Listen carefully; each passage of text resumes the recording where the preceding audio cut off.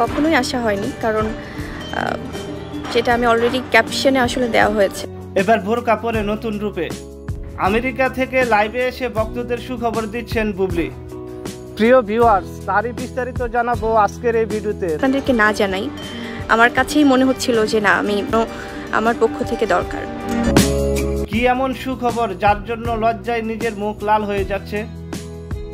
ভক্তদের বলতে গিয়েও বারবার আটকে যাচ্ছেন। আপনাদেরকে না জানাই, আমার কাছেই মনে হচ্ছিল যে আমাকে জানানো আমার পক্ষ থেকে দরকার।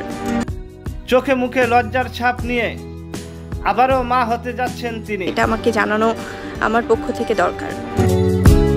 সাকিবের কন্যা সন্তান পছন্দ, অবশেষে সাকিবের ইচ্ছে পূরণ হলো। বুবলি কন্যা সন্তানের মা হতে চলছে, বলছেন আবারও মা হতে যাচ্ছেন তিনি।